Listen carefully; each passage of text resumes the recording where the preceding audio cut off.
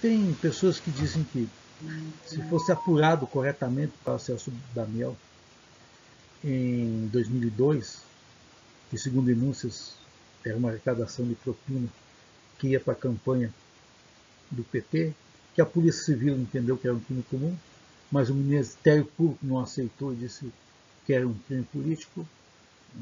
E, inclusive, as circunstâncias misteriosas envolvem esse inquérito, onde a maioria das pessoas, de 9 que morreram, em situações estranhas. Alguns não, mortes normais, mas a punibilidade hoje prescreveu. E aí tem uns links aí para quem quer avaliar melhor essa questão aí, que é grave, até hoje não foi, segundo o Ministério Público, apurado corretamente. Isso já em 2002, na campanha que o Lula venceu as eleições. Mas na primeira eleição, muita gente votou no Lula por ser o candidato mais pobre, um exemplo de alguém que chegou em São Paulo sem nada, veio em pau de arara, polícia sindical, organizou partido, tal, já tinha perdido algumas vezes a presidência. Tá? Mas veja bem o seguinte, que hoje ele está bem, se for por isso ele não precisa. Ele recebeu 27 milhões por palestras.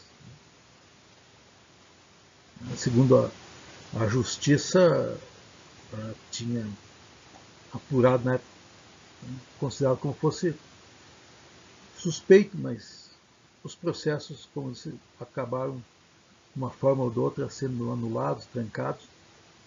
Mas afinal, que a empresa do Lula, que ele tem 98% da empresa, em 5 anos movimentou 52 milhões de reais.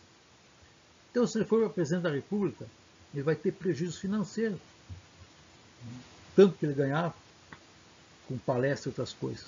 Agora pode também, né, que ele foi condenado agora em segunda instância por sonegação de 18 milhões, porque esse dinheiro acabou a justiça dizendo que não tem mais como ter punibilidade se ele recebeu com propina, porque vinha nota de palestras, mas não comprovaram que foi feito palestras. Inclusive a OAS pagou $1 milhão por palestra no exterior, segundo Léo Pinheiro. Mas ele disse alguma coisa interessante.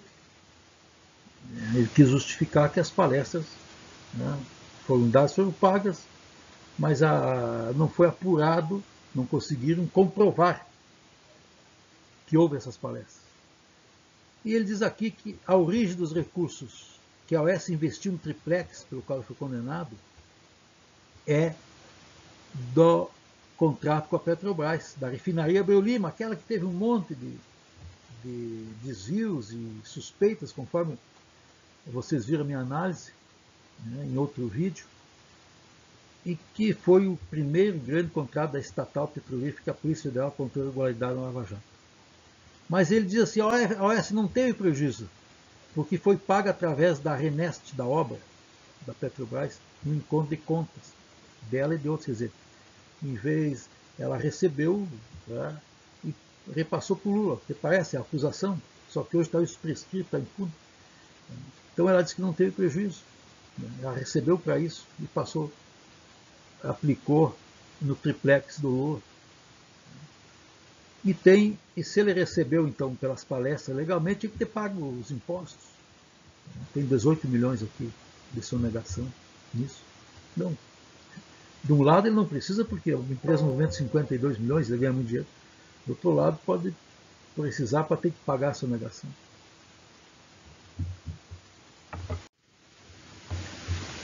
Agora, tem sobre desvio, acusação de corrupção do PT, já foi falado antes, levei um tempo enorme. Tem o dinheiro ilegal para os paraísos fiscais, desvio do Ministério dos Transportes, as propinas do Valdomiro Diniz, a roubalheira dos Correios, as malas do Mensalão, o dossiê forjado dos aloprados do PT contra a Serra e Alckmin, que é o Alckmin, que é o PT do Lula.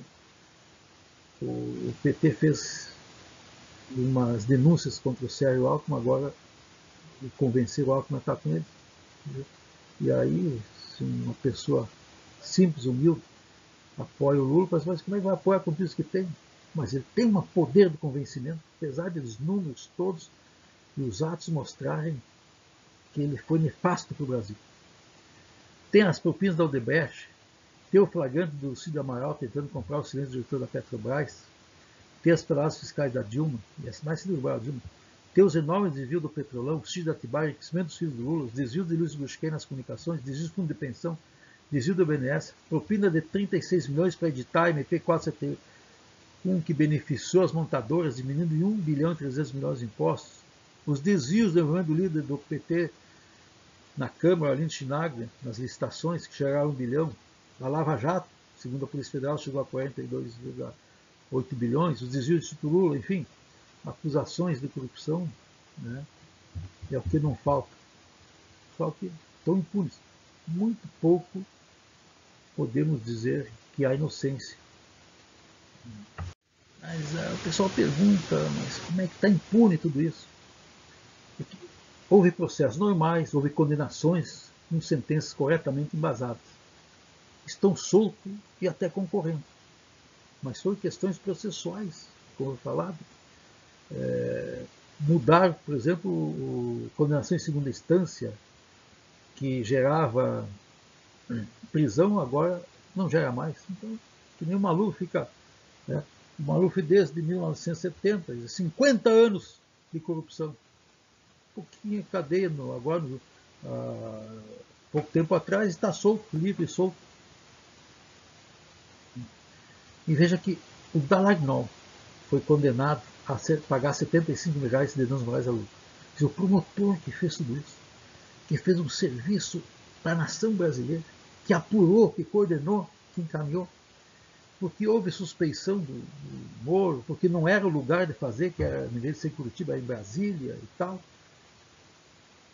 Acaba, então, isso fazendo com que as pessoas que querem apurar outros crimes sejam compelidas, sejam forçadas a ter receio. Eu vou apurar e tal, depois eu vou ser o condenado. Isso parece que o Brasil caminha para a cleptocracia. Cleptocracia é o governo dos ladrões, dos corruptos. Aqui, ó, o ministro que condenou Dallagnol gastou 385 mil com diárias só em 2022. Bruno Dantas, que além da condenação que o Dallagnol teve de 75 mil reais por danos morais, ele foi condenado a devolver todos os custos que teve a Lava Jato, que eles tiveram, para apurar. Eles trouxeram 6 bilhões e meio de volta, que apurar roubo, que o dinheiro foi lá para fora, e outras. E aí tem que... fizeram errado. Imagina, todo mundo com medo, né? Todo mundo com medo de que continuem as operações, né? e cheguem a pegar mais autoridades.